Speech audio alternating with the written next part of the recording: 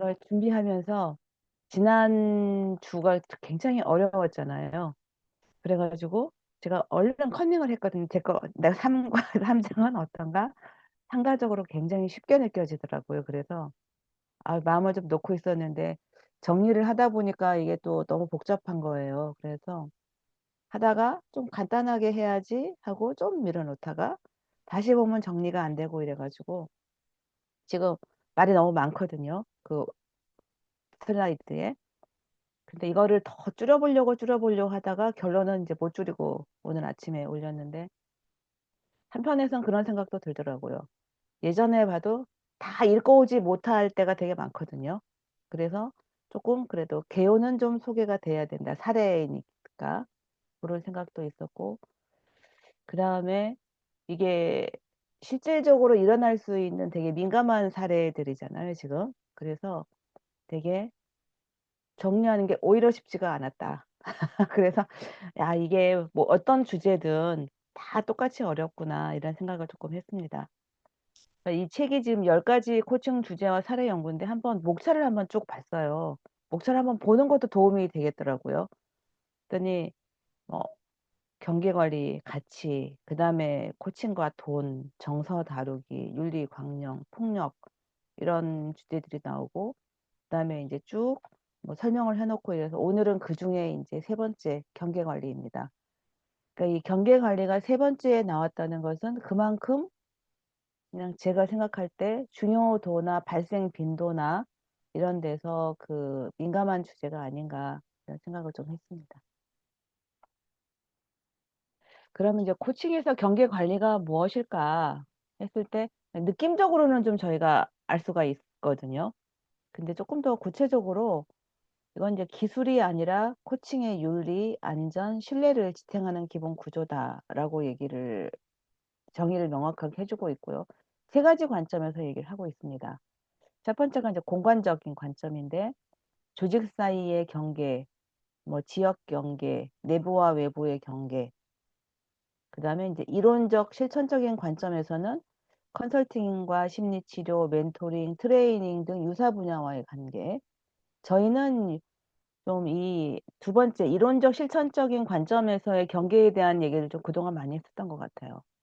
그 다음에 이제 관계적인 관점에서는 코치와 조직 사이에 동등한 거리 사이에 있는 경계에 위치하고 있는가, 그다음에 양 당사자에게 가장 유익이 되는 목표 달성을 위해서 노력하는가. 그래서 사실은 저희가 다루는 주제들은 이 관계적인 관점에서 더 많이 바라볼 수 있지 않는가 싶고, 실제로 코칭 과정으로 들어가면은 이 관계적인 관점들이 많이 드러나지 않을까 싶습니다. 그래서 이 경계는 사람을 포함하거나 제외하고 구분하는 영역인데 경계가 흐려져서 어느 한 방향으로 경계를 넘도록 강요받는 지점에 서게 되고 이제 잠깐만요. 뭐가 자꾸 이제 어디에 서야 할지 어떻게 행동해야 될지 위치나 행동 요령을 정하기가 쉽지 않다. 실제로 많은 경우에 이런 경험들을 하시고 계실 것 같습니다. 코칭하고 인접 분야와의 경계 관리는 코치의 활동 영역들이 굉장히 확대가 되고 있고 코치 역할에 대해서 적극적인 개발의 필요가 생기면서 또 코칭의 미래 발전에 중요하기 때문에 굉장히 다양한 영역에서 코칭으로 들어오시기도 하고 코칭이 이렇게 확장되어 가고 있잖아요. 그러다 보니까 이 겹치는 부분과 겹치지 않는 부분이 점점 좀 넓어지고 있는 것 같아요. 그랬을 때 여기서 그 코칭이게 하는 특징이 도대체 뭐겠느냐. 경계 관리는 또 이런 질문도 좀 던지는 것 같습니다. 그래서 저희가 흔히 얘기하는 코칭다움과 코칭다움이라는 것이 도대체 무엇일까? 이런 좀 질문을 좀 다시 한번 해보게 됩니다. 그러니까 여기서 이제 사례가 크게 두 가지가 나오는데요. 첫 번째는 코치와 조직 사이의 중립으로 추정되는 제3자 역할과 관련된 경계 이슈라고 얘기하는데 여기서 고객이라고 하지 않고 특별히 코치이라고 얘기하는 것 이게 조금 의미가 있는 것 같아요. 왜냐하면은 이제 보통 3자로 형성이 되잖아요. 그러다 보니까 실제로 고객이 계약의 당사자가 됐을 경우는 어떤 조직이 되는 거잖아요. 그러다 보니까 그 코치가 만나는 당사자를 고객이라고 하지 않고 특별히 코치 E라고 좀 명칭을 하고 있는 것으로 저는 이해를 했습니다. 자, 첫 번째 사례가 제목이 코치는 조로의 망토를 입고 있다는데 이 조로의 망토를 입고 있다는 것으로 했을 때 코치님들은 처음에 딱 어떤 게 연상이 되셨어요?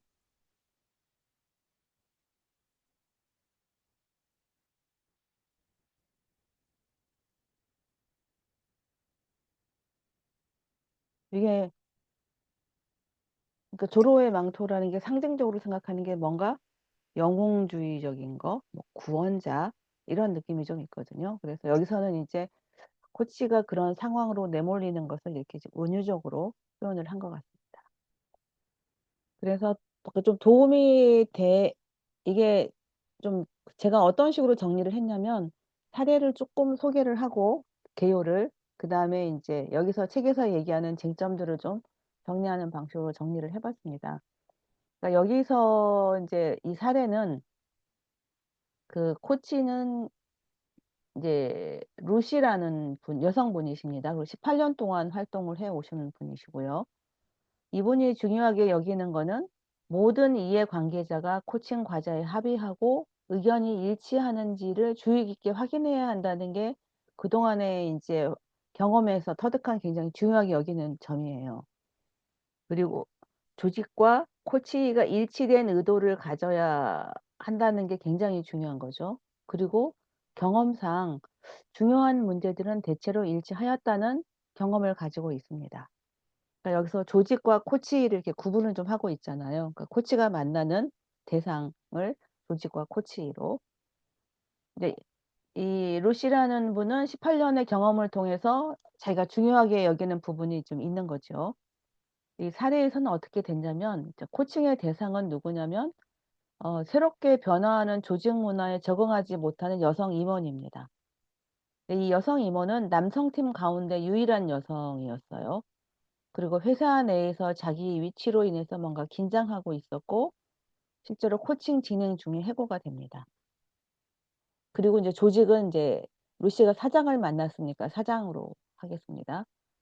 이 사장님은 조급하고 직원들의 즉각적인 변화를 요구하고 계셨고 코치를 해고하고 난 다음에는 또 전환 기간 동안에 계속 코칭을 받을 수 있도록 요청을 했습니다. 코칭의 과제는 무엇이었냐면 이번에 문화적 적합성을 포함하는 것까지 포함하고 있었어요. 그 문화적 적합성이라는 것이 되게 포괄적이죠.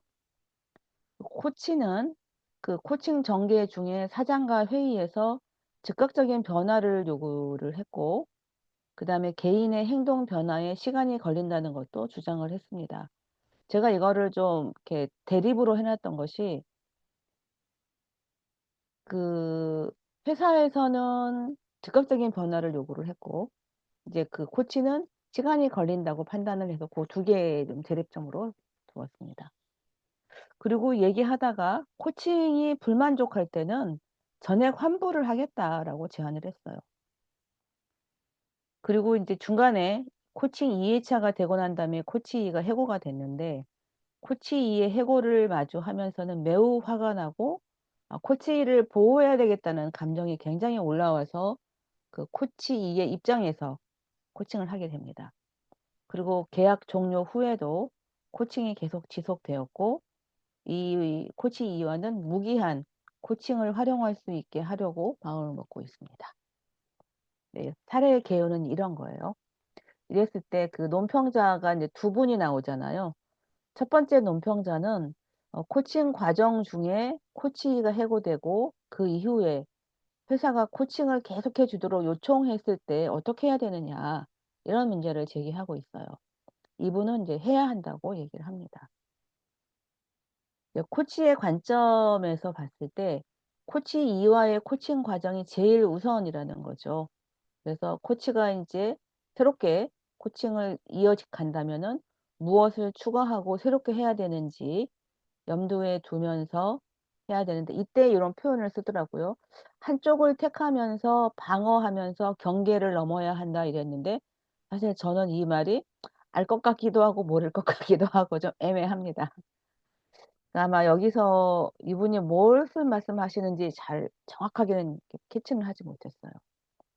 이때 필자는 코치와 나에게서 일어나고 있는 일에 대한 내 감정의 알아차림을 높이는 데 주의를 기울여야 된다.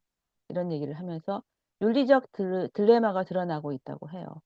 코치는 자신의 역할 이외에 문제에 관여하고 있다 이러면서 아마 이래서 이제 조로의 망토라는 것들이 좀 나오게 된 것 같습니다. 두 번째는 이제 여성 내에서 여성 혐오를 발견했을 때 왜냐하면은 지금 그 여성 혐오가 이렇게 그 명시적으로 드러나고 있지는 않지만은 남성 팀 가운데 유일한 여성이라는 것들이 있었잖아요. 여기서 요거를 캐치를 하신 것 같아요. 그래서 조직 내에서 여성 혐오를 발견했을 때 어떻게 해야 될 것인가. 일단 스폰서에게 지적을 해야 되고 이때 주장의 실질적 증거를 보여줘야 되고 증명하지 않을 때는 이제 윤리적 딜레마도 발생한다. 그래서 조직 내에서의 여성 혐오가 이 사례 논평자는 좀 잠재적으로 배경으로 있는 것으로 좀 캐치를 하신 것 같아요. 이런 주장을 하시고 계십니다. 또 논평이 두 개가 나오는데 제가 그중에 하나만 아마 여기다 정리를 했을 것 같습니다. 그래서 이 첫 번째 사례에서는 그 코치와 조직 사이에 예 중립으로 추정되는 제3자 역할과 관련된 경계 이슈를 조금 드러내는 것 같아요. 그래서 저희가 생각해 볼 수 있는 토론 제안이 뭔가 젠더나 권력 갈등이나 희생자 구조자 등의 다양한 상황에서 코치가 뭔가 부당한 대우로 경력 위기, 삶의 위기를 겪는다고 할 때 여기서 이제 해고가 됐었잖아요. 그러면 코칭 관계를 어떻게 관리할 것인가. 이런 논점이 하나 있을 것 같고요. 두 번째는 조직에서 여성 혐오나 젠더 갈등에 대해서 코치가 어떻게 대할 수 있는가. 그다음에 세 번째는 지금 코칭이 성과를 내지 못할 때 코칭비를 전액 환불하겠다고 제안을 했는데 이에 대해서는 어떻게 생각하는지 우리 코칭에서 언제든지 마주할 수 있는 상황이기 때문에 이런 것들이 조금 토론해 볼 만한 주제가 되지 않을까 생각을 했습니다.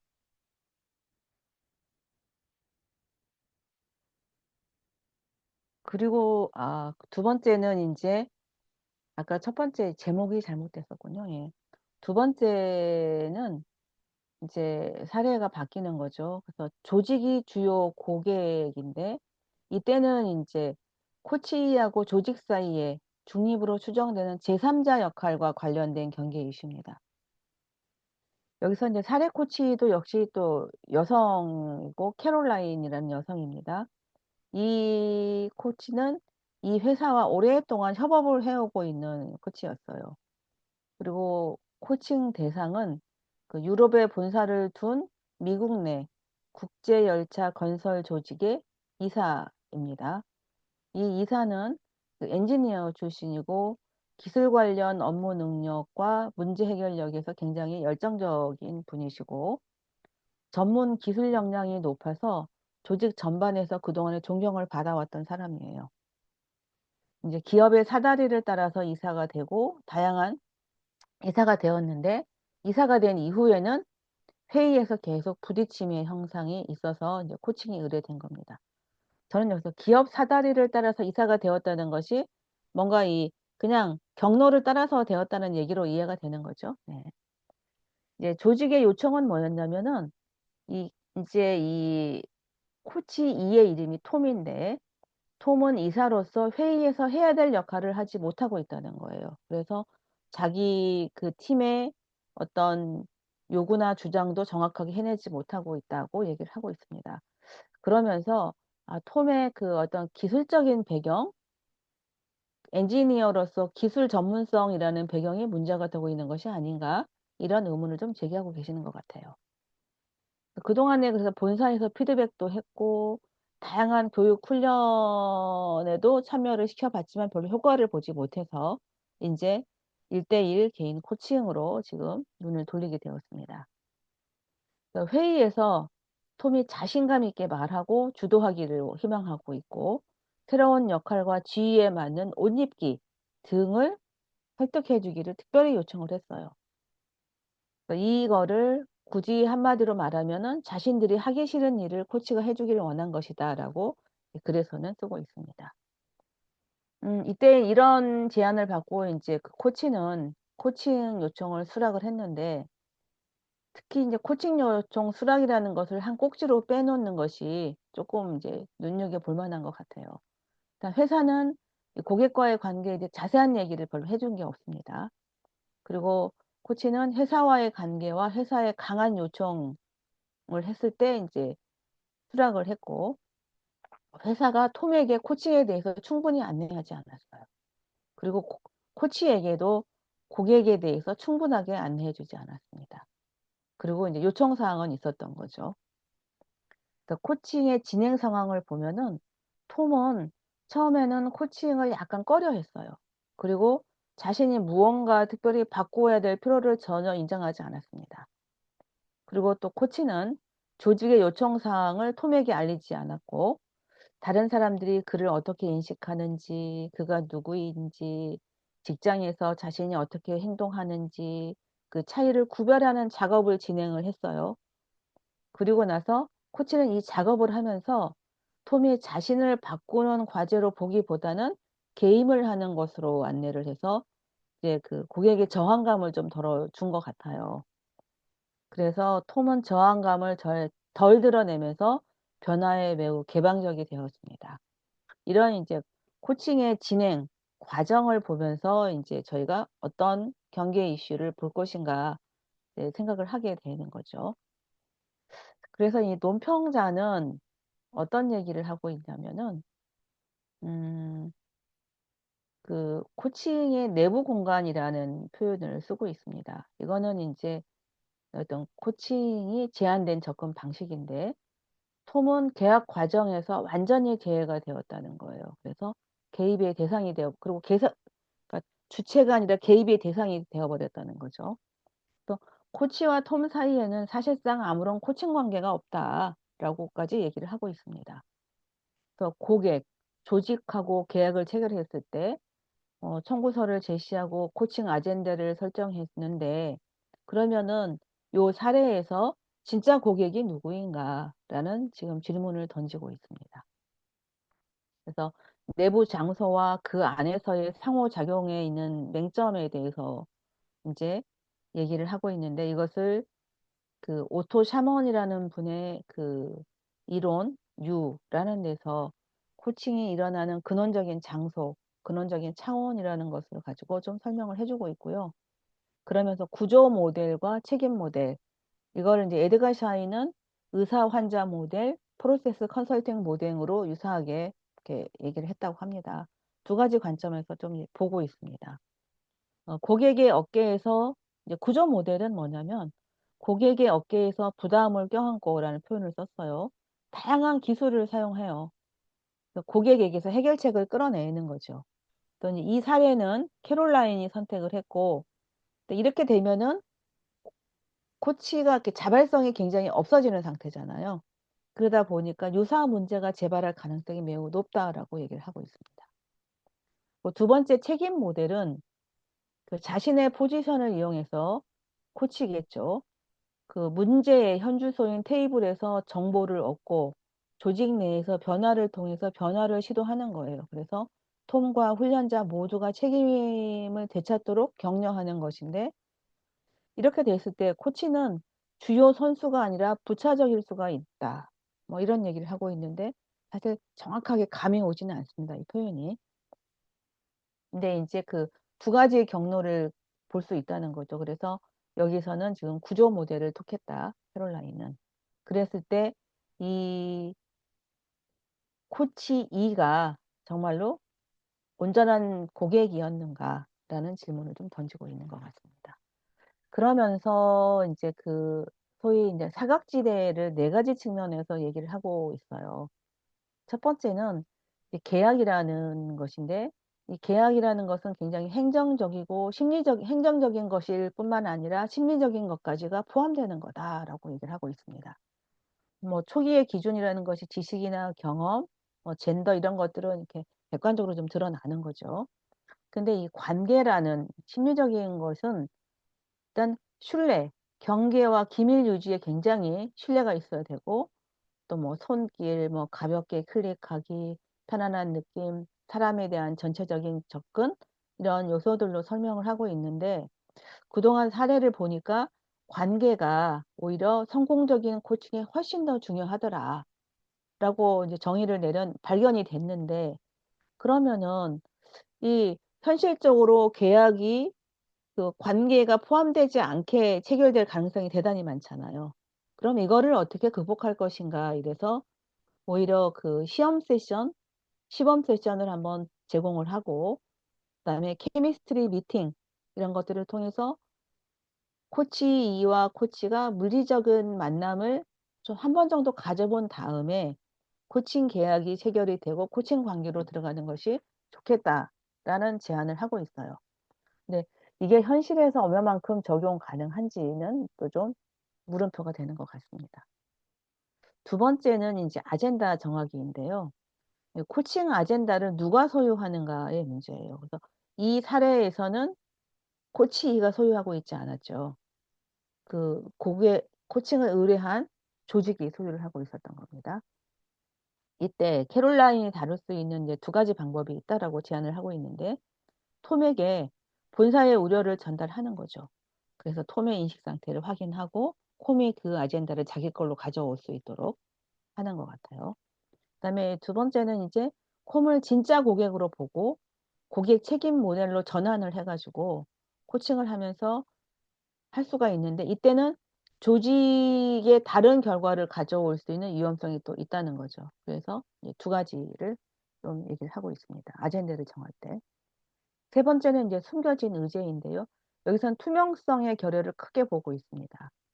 코치와 톰과 훈련 책임자, 3자 모두 관계가 투명성이 보장되고 있지 않다는 거예요. 그래서 코치와 톰이 시험 세션 후에 코칭 계약을 체결할 수도 제한할 수도 있지 않았겠느냐, 이런 제안을 하고 있습니다. 그다음 네 번째 기밀 유지인데요. 이거는 이제 계약서에 비밀 유지에 대해서 명확히 기재할 필요가 있다고 얘기를 하고 있어요. 그래서 이 논평자는 삼각 계열, 현실적으로 다 삼각 계열이기 때문에 삼각 계열을 체결을 할 때 코치는 자신이 직접 운영하고 싶은 방안, 구조 모델인가 고객 책임 모델인가에 대한 어떤 적절한 접근을 좀 제안하는 게 어떻겠느냐. 그리고 그 과정에서 다른 사각대들을 숙지하는 게 어떻겠느냐라고 얘기를 하고 있습니다. 그래서 저는 여기 그 사각지대 그 네 가지를 이렇게 좀 정리해 준 게 되게 그 사례를 다각도에서 볼 수 있는 좀 시선을 제공해 주는 것 같았습니다. 그 다음에 여기서 이제 두 번째 논쟁도 좀 가져와 봤는데요. 다 코칭과 코칭을 활용하는 조직에서 보이는 이제 첫 번째 이슈인데, 이 두 번째 논쟁은 굉장히 좀 어렵게 주장을 좀 하시는 것 같더라고요. 일단 첫 번째는 코칭을 통해서 문제의 외부화와 경영진의 불만족스러운 책임을 개별에게 전가하는 면이 있다라고 얘기를 하고 있어요. 그래서 직원들, 특히 관리자들의 대인관계 기술에 대해서 조직에 대한 기대가 있었는데 그들의 대인관계 기술에 의문이 있다는 우려가 있다. 그러면서 이거를 문제 체계를 코치에게 위임을 했는데, 이게 조직이 기대하는 역할에 코치가 맞추게 하는 임무가 코치에게 주어져 버렸다는 거예요. 그래서 이거를 이제 그 외부화를 시켰다라고 보는 겁니다. 그래서 변화해야 될 사람은 톰이라고 해석을 해서 그 조직의 문제를 개인화시켜 버렸다라고 조금 비판적인 시선으로 좀 보고 있습니다. 여기서 그 이제 외부화는 조직의 관점에서 근데 적절한 해결책이 아니냐라고 또 얘기를 해요. 조직의 입장에서 한번 문제를 보고 있습니다. 코칭은 개인이 지닌 문제에 전문적이고 적절한 분야이고, 코치에게 도움을 준다라는 것은 코치의 경력 경로를 위해서 조직이 지원하고 돋보이게 하는 것으로 보이게 합니다. 오타가 있네요. 문제의 외부화함으로써 간접적이게 보이게 하는 거예요. 그래서 명령을 직접 집행하지 않음으로써 톰의 어떠한 반란도 방지한다. 그래서 권력 관계를 완곡하게 만들고 관리자들이 자신들의 태도를 바꾸도록 하는데 더 관대해지고 효과적이게 여기게 되게 할 수 있다. 그래서 문제의 개별화를 강화하고 책임을 개인에게 전가시켜서 조직의 책임을 완화시킬 수 있다. 근데 이것은 일시적 처방으로 조직의 역기능을 보상하기 위한 시도이기도 하다 해서 충분히 조직 입장에서는 이 외부화시키는 것이 그 효과가 있다라고 얘기를 하고 있습니다. 근데 되게 비판적인 시선으로 좀 보고 있는 편도 있는 것 같아요. 그래서 코칭과 코칭을 활용하는 조직에서 보이는 이제 두 번째 이슈는 직원들, 특히 관리자들의 대인관계 기술에 대해서 조직에 기대가 있고 그들의 대인관계 기술에 이문이 있다는 우려라고 얘기를 하고 있습니다. 그러면서 이 관리를 위한 과잉 인관화 논란이라는 제목이 있는데 예, 옷 입는 것까지 관여하는 조직의 기대에 대해서 좀 얘기를 하고 있어요. 그래서 뭔가 이것은 신체뿐만 아니라 주관성을 착취하는 새로운 형태의 소외가 아니냐. 코칭에 의해서 평준화되어 버린다. 그러면 옷 입는 것까지 하면은 이런 비판을 좀 제기하고 있습니다. 어, 그래서 이제 관계 기술이라는 것은 경영상의 관계에 변덕이 아니라 일의 변혁과도 굉장히 일치하여야 되는 굉장히 중요한 과제이다라고 얘기를 하고 있습니다. 여기서 코칭은 관리자의 변화를 위해서 회사의 비노골적인 요구를 지금 담당하고 있다. 이 사례에서. 그래서 변화를 위해서 우회적인 방법을 사용해서 명령은 보이지 않아. 명시적이지 않게 변화는 눈에 보이게 하라는 거죠. 변화를 내면화하도록 촉진하고 있다라고 대단히 좀 비판적인 시각에서 두 번째 논평자가 얘기를 하고 있습니다.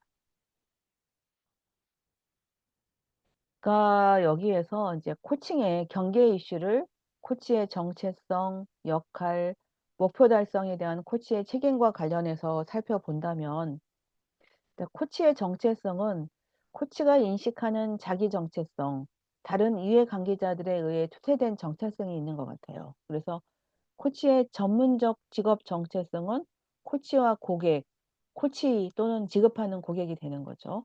이 사이에서 매 순간순간에 근거해서 그 현장에 맞게 표시되고 협상되고 공동 구성된다고 하면서 구조자의 역할에 대해서 얘기를 하고 있어요. 그래서 역기능적이고 강박적인 도움과 행동을 주고 관계 내에서 상호성을 갖게 되는 겁니다. 그리고 건설적 구조자 역할로 전환하게 되면 창출하고 도움을 주는 과정에서 이제 총회자 역할을 하게 된다라고 얘기를 하고 있습니다.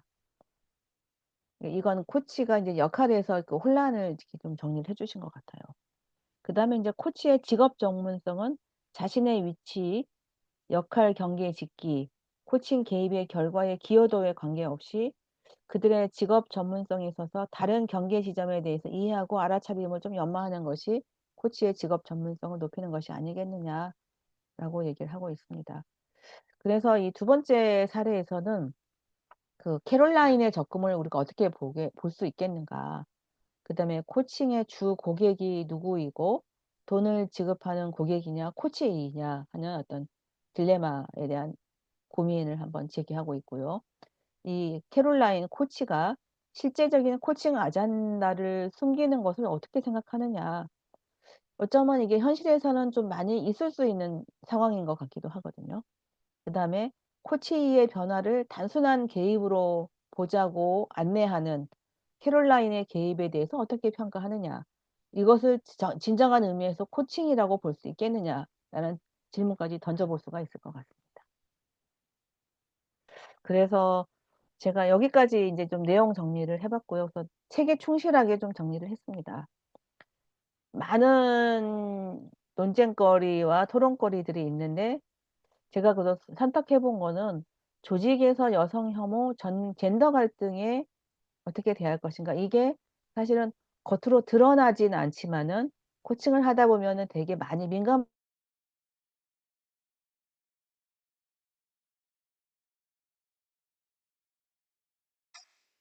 갑자기 얼음이 되셨네요.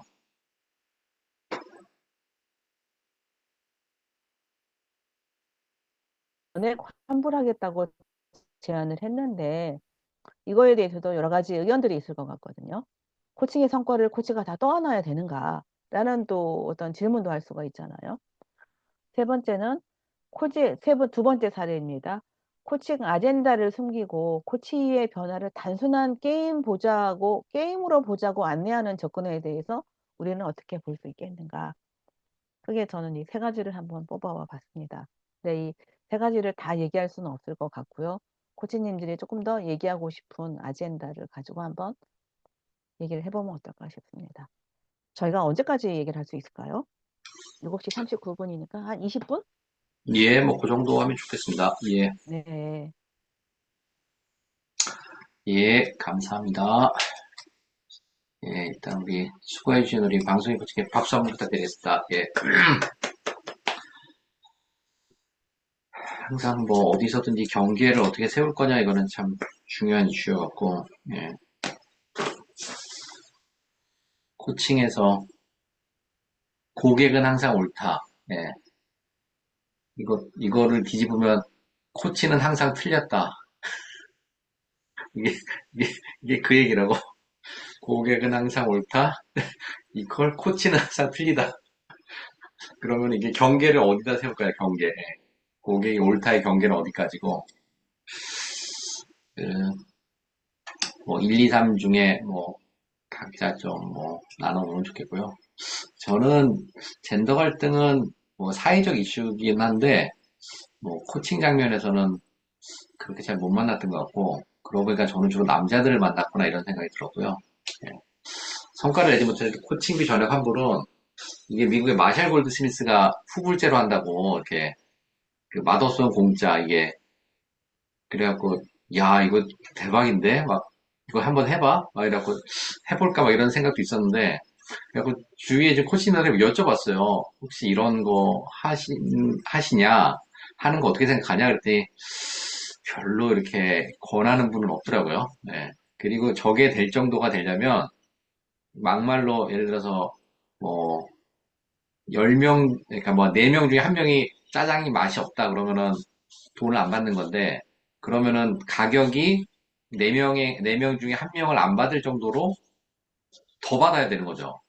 그러니까 만약에 1,000원 받을 거를 한 1,300원 받아야 이렇게 4명 코칭하면 원래 4,000원 받을 건데 한 사람당 1,300원을 받아야 3명한테 3,900원을 받는 셈이 되니까 결국엔 코칭비가 올라가기 때문에 다른 고객들이 별로 안 좋아할 수 있다. 그러니까 저 전액 환불이라는 거는 환불에 대한 비용을 코치가 껴안다는 건데 그러면은 그거를 그 뭐냐 그만큼 코치가 다른 코칭 비해서 그거를 커버할 수 있어야 되는데 그렇게 하긴 또 쉽지 않지 않나 이런 생각도 들고 대신에 아 저렇게 좀 한번 해보고 싶다 이런 마음은 있었어요. 예, 개인적으로. 그래서 대신에 이제 목표를 어떻게 잡을 거냐가 또 되게 중요한 부분이었고 이 목표가 도달했느냐 안 했느냐를 결정을 해야 되잖아요. 예. 마샬 골드 스미스가 그런 어떤 그 맛없으면 공짜 이런 정책을 유지할 수 있는 거는 되게 그 고객을 되게 실렉트 해갖고 선택해갖고 자기가 마음에 안 드는 고객은 선택하지 않고 되게 주도성 강하고 일 잘하는 뭐 이런 사람만 고객으로 뽑아서 코칭을 했을 때 성과를 낼 수 있는 사람을 고객으로 하기 때문에 그게 더 가능하다고 뭐 이런 얘기를 들어서 우리가 만나는 코칭 고객과 약간 좀 다르다 이런 얘기를 들었던 게 생각나고요. 세 번째 코칭 아젠다를 숨기고 코치의 변화를 단순한 게임으로 보자고 하는 접근은 예, 이게 좀 어떤 걸까 약간 궁금하긴 하더라고요. 플레잉 더 게임이라는 게 그 약간 뭐 조직은 어떤 이슈에 대한 거를 솔직히 다 오픈 안 하고 정말로 코치가 알아서 잘해주세요 막 이런 식의 요청도 하는 경우들도 있어갖고 여기 책에는 하기 싫으니 더티 워크라고 했던데 그러니까 뭔가 이렇게 뭐 설거지 해주기를 원하는 그러니까 이런 이런 거를 요구하는 경우도 있어갖고 항상 이거를 좀 어떻게 그 합의를 하고 가져갈 건가 이거는 되게 뭐 개인적으로 고민되는 이런 이슈입니다. 예, 할 때마다. 그리고 저도 그 작년에 세 마지막으로 했던 번째가 코칭 굉장히, 프로젝트가 예, 이제 이것만 말씀드려요. 제 고객이 잘렸어요 중간에 해고당했어요. 예, 그런데 그 이유가 뭐였냐면 그러니까 이제 그 판매 대리점인데 거기 이제 고객의 돈을 자기가 이렇게 손을 대갖고 약간 변직되는 경우가 있어갖고 그런 적은 처음이어서 황당했습니다 개인적으로. 이상입니다.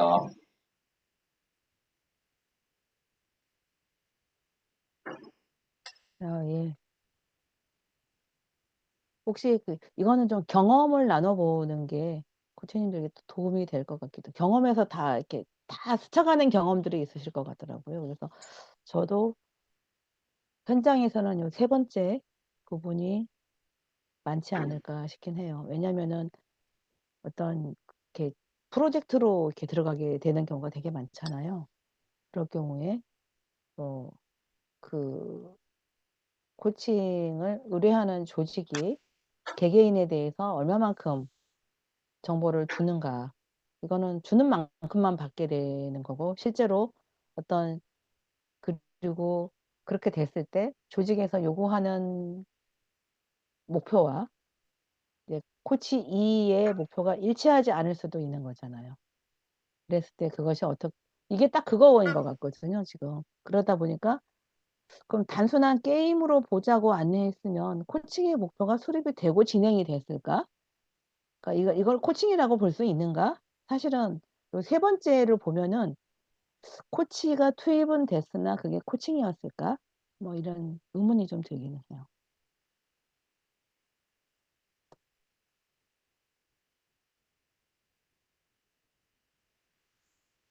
그래서 꼭 제가 이렇게 혹시 하태승 코치님은 이렇게 코칭 경험에서 좀 떠오르는 사례라든가 고민했던 지점이 혹시 유사한 게 있으신가요? 저는 이제 선번에 대해서 얘기하고 싶은데요. 음, 이게 이 사례를 보면 코치와 코치 2와 HR이 서로 어떤 걸 합의하는 그런 과정에 대한 얘기를 이제 어떤 뭐가 옳다? 그게 바른 방법이다라고 제시를 하는 것 같은데 실제 현장에서 드러나는 것은 거기에 갭이 많은 것 같아요. 그래서 보통 HR이나 뭐 조직이 가지고 있는 생각은 있는데, 이 사례처럼, 그 코치가 해결해 주기를 기대하고, 일단 코칭을 의뢰하는. 그러면서 상당히 조심스러워해요.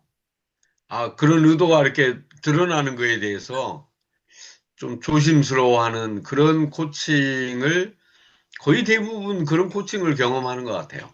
왜냐면 우리 지금 현재 여기서 나와 있는 것처럼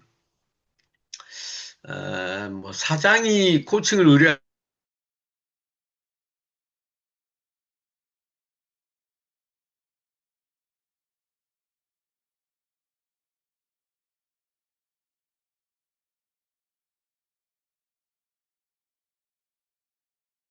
진단 뭔가 평가에서 좀 부족하니까 뭐 그 부분을 좀 커버하는 뭐 이런 형태의 이제 코칭으로 유지되다 보니까 뭔가 투명성이 명확하지는 않다. 근데 그러면 그 투명성이 명확했을 때 코칭의 효과가 더 나올까? 아니면 그렇게 투명하지 않은 상태에서 코치가 그것들을 해치고 나가야 되는가? 근데 실제적인 경험은 후자가 늘 많은 것 같아요. 그러니까 어떤 그 코칭 고객은 상당히 불쾌함을 드러내기도 하거든요. 자기가 왜 코치 받아야 되느냐. 이제 그런 것들을 HR이 그런 어떤 부담에서 직면하지 않기 위해서 조금 이제 투명성 없이 그냥 이렇게 예, 좀 자주 경험하고 있어요. 그래서 저 부분에 상당히 좀 관심이 있고, 이 부분에 이 올바른 솔루션은 뭘까? 예, 좀 더 관심이 더 갑니다. 그러니까 제가 아직은 뭐가 답이다라고 딱 하기만큼은 이렇게 커리어가 안 되는 것 같고요. 우리 또 더 경험이 많으신 분들의 좀 조언도 좀 필요한 것 같고, 제가 최근 제가 근데 얘기할 수 있는 시간이 좀 리미트가 있죠? 예, 여기까지 하겠습니다. 저도 이거를 사례를 보면서 사실 정답은 지금 정답이라고 얘기할 만한 건 없는 것 같아요. 근데 이런 상황에 자주 마주하게 되는데 그 코치들이 이 경계 관리라는 시선에서 이거를 그래도 어떻게 조금씩 노력해보고 어떤 보완 장치를 좀 연구해보고 코치는 또 어떤 시선으로 접근을 할 것인가에 대한 질문을 던지고 있지 않나라는 생각이 들더라고요. 그래서 뭐 그 아까 대안으로 계약할 때 뭐 시험 세션이라든가 뭐 이런 것도 이제 그 대안으로 나오는 것처럼 이런 한계가 명확하게 있는데 그 한계 안에서 어떻게 코치가 코칭답게 할 수 있는 그 내부 공간이라고 해야 될까요? 공간을 확보할 것인가? 이런 측면에서 저희가 조금 이제 논의를 해보는 게 현실적이지 않을까 이런 생각이 들었습니다. 그래서 이 부분에 조금 더 깊이, 뭐, 그러니까 전체를 갖고 얘기하는 것보다는 3번을 가지고 좀 얘기하면 더 그러니까 제한된 시간에 실제적이라는 생각이 좀 들고요. 네네. 코칭 아젠다를 삼자가 공유하고 진행하는 게 코칭 성과가 있는 건지 아니면 그냥 좀 모호성 가운데 뭐 코치가 어떤 걸 찾아가야 하는 건지 그런 부분에 대해서는 서로 경험이 있으면 좀 나누면 좋을 것 같습니다. 네, 좀 말씀해 주시면 좋겠네요. 네. 마이크가 열려 있는 노현성 코치님이 지금 열어놓으신 거죠? 예, 한 말씀 드릴까 싶어서 열어놨는데, 네네. 이제 경험을 이야기해 줬으면 좋겠다 그러니까 제가 할 말이 없어요. 그래서 그런데, 왜냐면 뭐, 이런 종류의 경험을 해본 적이 없으니까. 근데 이 챕터를 쭉 읽으면서 제가 느꼈던 걸 이것저것 좀 말씀을 드려보자면, 우선 이 챕터의 주제는 회사가 코치 E를, 그러니까 자기 임원을 해고시키기로 내부 결정을 해놓고 이거를 해고시킬 때 핑계를 만들기 위해서 코칭을 의뢰한다. 이게 사례 1이든 사례 2든 다 공통적으로 주어진 상황이거든요. 그 상황이 주어졌을 때 코치는 회사 편을 들어야 되느냐, 코치 이 편을 들어야 되느냐, 코치는 조로의 망토를 입고 있다는 것은 코치 이 편을 들어야 된다는 이야기고, 조직이 주요 고객인 경우라는 말은 회사 편을 들어야 된다. 지금 요 이야기거든요. 그래서 우선 이런 상황이 우리나라에 잘 있는 상황인가? 임원을 또는 직원을 자르려고 하면 회사가 다른 방법으로 자르지. 자르는 핑계를 만들기 위해서 코칭을 붙인다 하는 경우가 이 서양 서구 사회에서나 있을 수 있는 일이지 않은가 하는 생각이 우선 제가 이 챕터를 쭉 읽으면서 들었던 생각이고요. 어, 그, 여기 질문하신 이제 세 가지 중에서 두 번째 환불 문제는 저는 이 챕터를 읽으면서, 어, 회사가 이, 그런 요구를 했는데 코치가 들어주기가 마음이 영 불편하면, 에이, 나는 뭐 돈 버는데 관심 있어. 이걸 하는 게 아니고, 내 양심상 이거 못하겠어. 돈 돌려주마. 하면 대단히 시원해 보이기는 하는 것 같은데 이게 앞으로 그 이후에 코칭 업계에 미치는 영향이 어떻게 될 것인가 하는 생각도 해봐야 된다. 그리고 회사 입장에서 이거를 악용할 수도 있다. 만약 이런 것이 코칭 업계에 일반화된다면 악용할 수도 있다. 이 생각이 들었고요. 이제 세 번째, 단순한 게임으로 보자고 하는 것은 저는 코치로서 꽤 비겁한 방법이다. 무슨 이야기인가 하면, 회사가 그런 요구를 해왔는데, 코치가 가만 생각하니까 이걸 코치 E에게 다 털어놓을 수도 없고, 그렇다고 회사가 요구하는 임무를 부여받았는데 결과를 잘 만들지 못하면 돈 주는 회사에 대해서 해야 될 일을 다 못한 것 같기도 하고, 그러니까 코치 E와의 인간적인 관계 이런 걸 좀 거리를 두고 회사가 요구하는 목표를 달성하기 위해서 코치 E와 게임하듯이 남의 이야기 하듯이 이야기해서 결과만 회사가 요구하는 대로 갖다 맞춰주는 그런 태도를 취하는 것이 단순한 게임으로 보자 하는 것이지 않는가, 뭐 이런 생각들이 들었습니다. 그저 경험을 말씀드리지는 못하고 이 챕터를 쭉 읽으면서 제가 느꼈던 거. 그리고 이제 한 가지 참 우리 방송인 코치님 대단하시다 싶은 게, 저는 이게 뭐죠? 호모 코치쿠스 번역한 여러 책들을 제목은 대단히 좋아하는데 책은 사기가 상당히 겁이 나요. 그래서 여러 권을 샀거든요. 그리고 김상복 코치님은 대단한 분이시고 그분의 실력이 이 책에서는 그 역주에 나타나거든요. 오히려 이분이 쓰신 거 보면 원저자가 쓴 내용을 번역하는 것보다 그 밑에 본인이 쭉 달아놓은 역주, 그거를 잘 읽어보고 그거 가지고 토론을 해보라는 이야기가 중간중간에 많이 나오거든요. 그만큼 이 책을 근거로 해서 코치 슈퍼비전에 어떤 토론들을 했으면 좋겠다, 어떤 관점을 가지고 살펴봤으면 좋겠다 하는 것이 분명한 것이 있는 그런 대단한 코치분이신 거는 틀림이 없는데, 이분 또한 번역한 걸 이래 보면 와, 답답해서 코치쿠치 뭐죠 이게 호모 코치쿠스에서 제가 여러 책을 보면서 번역이 속시한 번역은 한 번도 제가 본 적이 없어요. 이 편집자가 아니 이걸 기획하는 총 기획하는 분이 어떤 분이신지 모르겠는데 우리 김대현 코치님이 가서 좀 이야기를 좀 잘 해주셨으면 좋을 것 같습니다. 이상입니다. 예, 다들 어려워합니다. 네, 근데 이 책들 번역이 잘 안 돼갖고, 뭔가 이게 다른 출판사에서는 번역을 안 하고, 호모 코치쿠스에 너무 어렵게 번역하고, 이게 우리가 코칭 문화 확산에 걸림돌이 되는 면이 있어, 이게. 진짜 아이러니하게.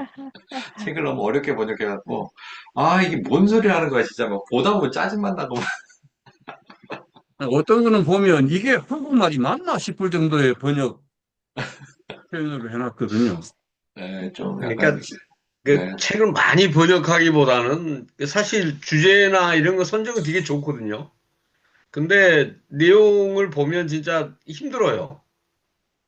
예, 그래서 진짜 이 타픽을 가지고 진짜 유수한 코치님들이 좀 잘 소화해서 좀 명확하게 뭘 좀 내놓으면 진짜 훌륭한 책이 될 수 있을 것 같은데, 오늘도 지금 얘기하는 이 주제나 이게 상당히 조금 더 다듬어지면 조금 더 이렇게 포커싱이 있을 것 같은데 되게 좀 흩어져 있어서 그냥 나도 이런 고민을 하지 뭐 이런 정도에서 그냥 더 이상 진도가 못 나가는 게 좀 답답해요.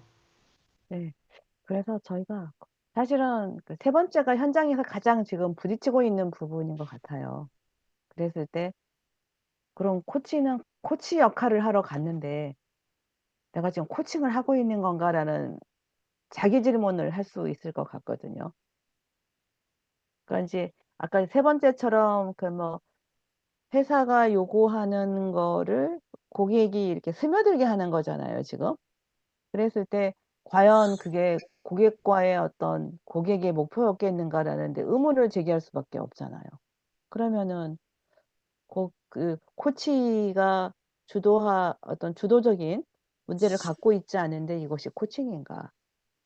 뭐 이런 의문까지 들어서 그 코칭의 경계 관리라는 측면에서 봤을 때 되게 민감하고, 그러면은 이런 상황에서 코치들은 최대한 어떻게 그 코치의 전문성을 가지고 이거를 조금씩 이렇게 좀 투명도를 뭐 높인다든가 고객의 주도성을 높인다든가 100%는 할 수는 없지만 뭔가 그래도 어떤 부분을 좀 더 해봐야 되겠다든가 이런 고민들은 좀 할 수밖에 없지 않겠는가. 그리고 그 고민이 개인에게 떨어져 버리는 게 되게 좀 안타까운 거거든요.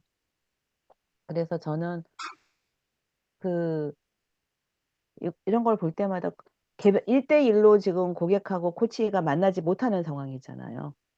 매개체를 통해서 만나기 때문에 처음에 그 계약을 하고 설계를 할 때 이런 것들이 많이 논의가 되어야 되지 않겠는가 싶더라고요. 그래서 어디까지 공개할 수 있는지, 코치의 자율성을 어디까지 이렇게 좀 확보할 것인지, 이런 것들이 좀 설계 단계에서 조금 논의가 되고, 그런 것들이 코치 개개인들에게도 좀 안내가 되어서, 그래서 코치가 되게 좀 내가 어디까지 해야 되지라는 고민을 하면서 만나게 되는 상황들을 조금 줄여주는 노력들을 해야 되지 않겠나 이런 생각들을 좀 저는 하게 되더라고요.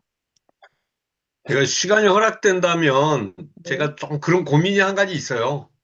네, 경계 관리에 대한 고민인데 제가 그 직장의 후배가 지금 이제 그 계열사의 이제 사장으로 가 있거든요.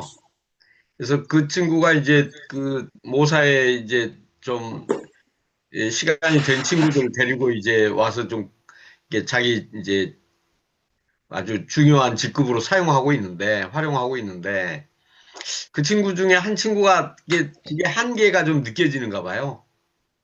그래서 아, 이게 뭐 쉽게 우리말로 하면 그냥 자르야 되나 말아야 되나 이런 고민 가운데 있어서 제가 그 친구한테 코칭을 한번 제안을 해보는가 뭐 이런 생각을 하고 있어요. 근데 이게 아까 오늘 공부하는 이걸로 보면 이게 경계를 이렇게 좀 넘어가는 거 아니야? 뭐 이런 생각도 좀 있습니다. 아, 이거 어떻게 해야 될지 되게 좀 고민하고 있습니다. 좀 좋은 말씀이 있으면 부탁드립니다. 저기 저희가 시간 한 15분까지 정도는 써도 괜찮을 것 같고요. 예, 그렇죠. 예. 길게 최대. 예. 그 전에 어떤 코치 대회인가? 그때 그러니까 어떤 코치님이 사례 발표하는 것 중에 해외에서 R&D, 이게 그냥 각 코치님이 그때 이렇게 딱 맞는 얘기는 아닐지도 모르겠는데 떠오르는 얘기를 말씀드려보면, 그, 그냥 해외에서 R&D 연구소장으로 데려왔는데, 이 사람이 막상 와서 보니까 이 대기업의 시스템이 이렇게 너무 안 돼 있어갖고, 다 불만이어갖고, 이제 뭐, 이거 내놔라, 저거 내놔라, 이렇게 뭐, 감 내놔라, 배 내놔라, 이렇게, 뭔가 계속 그런 걸 요구하는, 막 이렇게 돼갖고, 막상 이걸 데려온 사람 입장에서는 이런 많은 문제가 있지만 이걸 좀 해결을 해달라는 건데, 막상 이 사람 와서 보니까, 너무 수준이 안 돼서 내가 못하겠다, 그냥 계속 이게 막 요구만 하는 이런 게 돼갖고, 그때 아무튼 코치를 붙였는데, 코치가 연구소장한테 만약에 사람이 간이 안 좋아서 간을 이식했다면 간이 몸에 맞춰야 되나요? 몸이 간에 맞춰야 되나요? 이 비유를 했는데 이분이 딱 자기가 이식된 간인데 몸이 나한테 무조건 맞춰 이러는 것 같은 이제 자기의 모습을 본 거예요. 그 비유를 통해서. 네. 그래서 이제 그치. 몸도 맞추는 거 필요하지만 간도 몸에 맞춰야지. 약간 이러면서 되게 그냥 뭐 6번 코칭인데 한 두 번째 세션에 그냥 코칭 이슈다 해결되고 이게 이분이 마인드가 확 바뀌어갖고 어, 6번 세션에 두 번째 말에다 코칭 이슈 해결돼갖고 이제 그 코칭을 큰 의뢰한 이슈가 이 연구소장이 뭔가 기대하는 역할이 아니라 기여하는 역할을 하길 바라는 거였는데 그거에 대한 게 해결이 돼갖고 나머지 세션은 그냥 술술 그냥 이렇게 그냥 거의 농담 따먹기 하듯이 그냥 편한 얘기 개인적인 이슈 다루고 이러면서 그냥 끝냈다고. 네. 그래서 제가 얼마 전에 이토록 멋진 코칭이라고 이한주 코치님 쓴 책을 봤는데 여기도 이런 게 나오거든요. 그러니까 그 일반적인 드라마의 그 구조가 박해자, 피해자, 구조자 이렇게 삼각관계인데 박해자가 있고 누군가를 이 사람 박해하는 사람이 있고 가해자가 그러니까 박해자가 있고 피해자가 있고 이건 그냥 가해자라는 표현도 이제 박해자라고 하더라고요. 이게 아무튼 박해자가 있고 피해자가 있고 구조자가 있다. 그래서 어떻게 보면 이런 관계에서도 예를 들어 뭐 박해자가 사장이 될 수도 있고 피해자가 데려온 임원일 수도 있고 그럼 이제 코치가 구조자로 들어갈 거냐 이제 약간 이제 이제 119 소방대원처럼 불 끌어가는 것처럼 될 수 있는데 그렇게 되는 건 좀 위험하고 그것보다는 수평적으로 나와 너 관계에서 우리가 어떤 목표를 가지고 갈 거냐 이거를 합의하고 가야 되는 게 코칭 관계다. 코치는 수평적 파트너니까 이런 그 박해자, 피해자, 구조자 모델로 가지 말고 코치는 고객과 수평적 나너 관계에서 우리가 공동의 목표를 가지고 어떻게 갈 건가 이거를 가져가는 쪽으로 가야 된다. 그래서 그 코칭에서 우리가 겪게 되는 약간 진짜 그 내가 막 구조자로 막 뭐 불 끌어 가야 되는 것 같은 약간 이런 느낌을 받을 때가 솔직히 있는데 예. 그런 상황에서도 그렇게 빠지지 말고 좀 나눠 수평적 관계에서 우리는 어떤 목표를 가져가면 좋을까요? 이렇게 좀 이 삼각관계에서 수평적 모드로 가야 된다.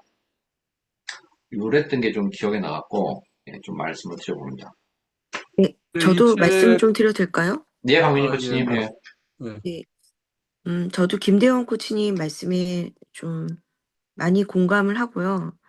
제가 사내 코치로 경험했던 걸 지난번에 좀 되게 냉소적으로 말씀을 드렸었는데 회사에서 이제 코칭의 아젠다를 숨기고 다루기 어려운 내용을 코치에게 대신하도록 하는 경우 저는 이런 경우가 얼마든지 있을 수 있다라고 생각합니다.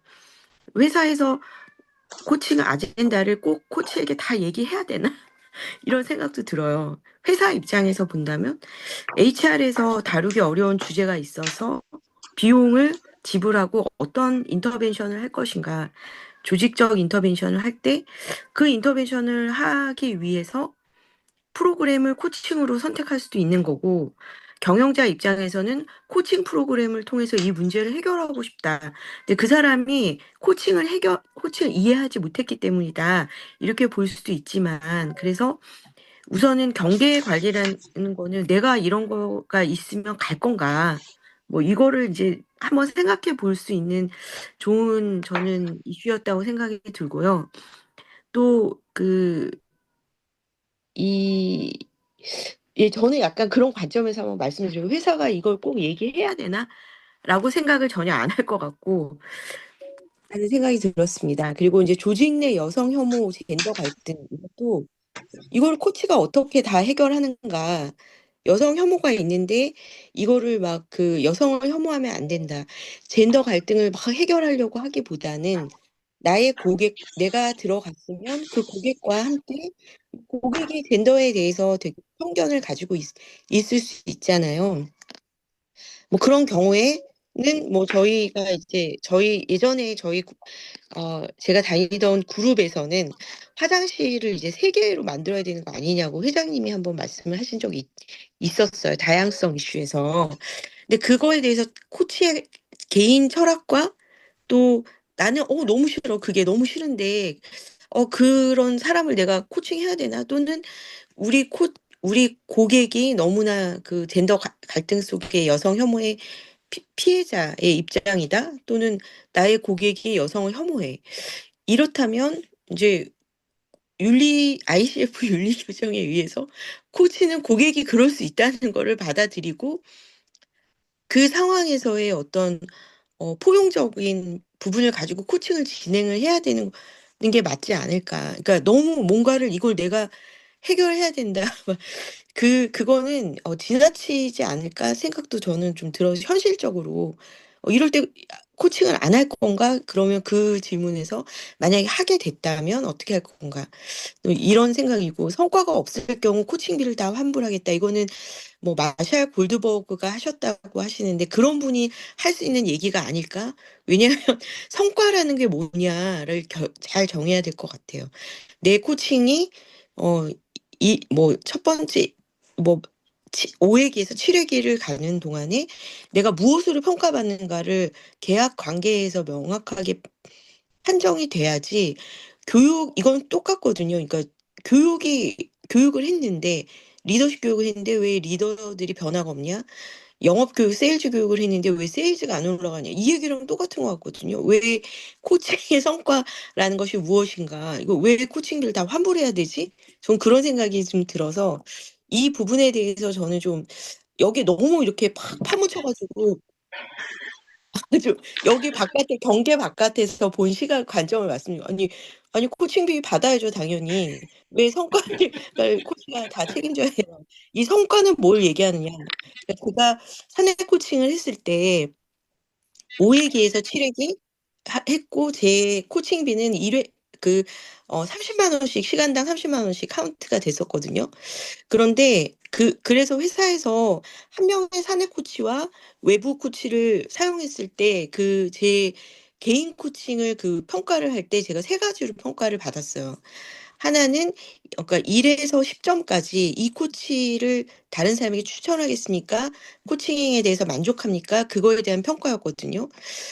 그래서 최소한 7점 이상이어야 된다라고 했는데 제가 8점을 받았었고 그다음에 3개월마다 있는 영업센터의 실적과 리더십. 그래서 코칭 전중 후에 이 센터장이 어떻게 변화했나요?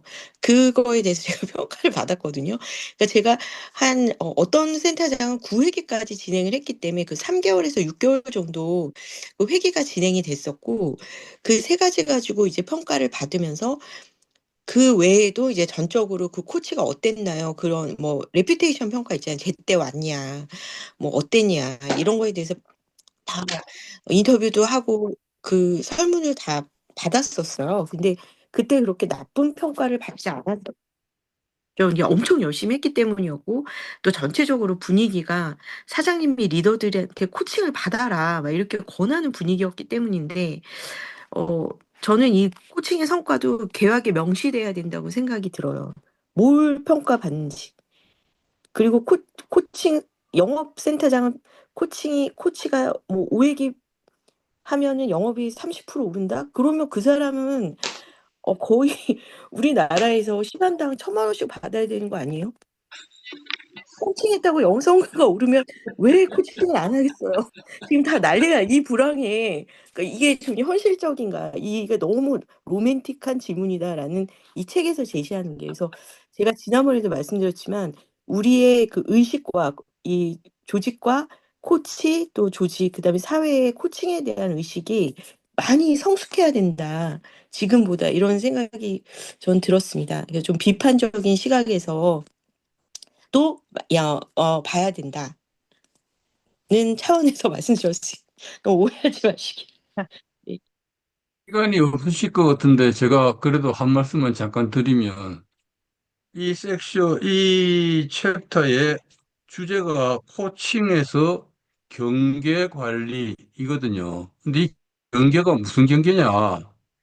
이거는 개인과 조직 간의 경계, 이 후코 이야기도 나오잖아요. 철학자 후코. 후코가 이제 권력이 개인을 어떻게 조정하고 간섭하느냐 하는 것으로 주장하고 있는 그런 철학자인데, 이 경계라는 것은 코치가 회사로부터, 조직으로부터 이상한 요구를 받았을 때, 코치 개인을 보호해야 되느냐, 어째야 되느냐, 권력의 문제에서 경계를 어떻게 설정할 것인가 하는 이야기인 것 같거든요. 그래서 정말 회사가 요구하는 것이 코치가 보기에 마땅하지 않으니까 회사 너 그러면 안 된다. 나는 코치가 피해자고 보호돼야 될 대상이다. 그러니 코칭 피 받은 거 돌려주고서라도 나는 너희 말을 못 듣겠다. 이렇게 할 것이냐? 아니고 이 회사가 나의 고객이기 때문에 회사가 요구하는 대로 어떻게든 뭐 단순한 게임이든 적당이든 그 문제를 해결해 줘야 옳은 거냐 하는 것이 이 챕터의 주제인 것 같아요. 아, 예. 명료하시네요. 뭔가 저도 뭔가를 잘 정리를 못했는데 지금 노현상 코치님이 말씀해 주시는 것이 이 책에서 사례 1과 2를 대비시켜서 코칭비 문제까지 제기하는 명확한 시선인 것 같습니다. 저희가 논쟁해야 될 지점이 이제 이런 거인 거죠. 네. 그리고 ICF 역량 3이 그 합의를 도출하고 유지한다거든요. 이게 어그리먼트가 상호 간의 합의인데 이게 그러니까 어떤 스킬이 아니라 그러니까 이거를 역량으로 컴피턴시로 본 거는 이게 그만큼 중요하고 어렵기 때문이다. 이런 얘기를 하더라고요. 그러니까 합의를 노출하고 유지하는 게 그냥 그렇게 하면 되는데 이게 딱 경계를 정하는 거잖아요. 합의를 한다는 게 그게 생각보다 여러 가지 것들이 걸린 거여갖고 ICF가 8가지 역량 중에서 역량 3호로 합의를 도출하고 Establish and Maintains Agreement인데 그게 합의를 도출하고 유지하는 게 그만큼 쉽지 않고 어렵다는 거를 이거를 역량으로 뽑은 이유 중에 하나라고 그러더라고요. 예. 이게 이 경계를 정하는 건 항상 우리가 고민이 되는 주제다. 예. 그런 생각을 해보면서 좀 마무리를 좀 해보면 어떨까 싶습니다. 예. 아, 그래서 제가 너무 흥분해가지고 말씀드린 것 같은데, 저 원래 그런 사람은 아닌데요. 그, 고현숙 코치님이 한번 저희 그 김대원 코치님하고 저희 KSC 합격자들 모임 할 때, 고현숙 코치님께서 이제 한번 이런 말씀 하셨대요. 우리는 용역을 받는 사람들이 아니다. 코치는 어디서 수주에서 용역을 수행하는 그런 사람이 아니라 파트너다. 그런 관점에서 일을 해야지 된다. 이런 말씀을 하셨다고 하더라고요.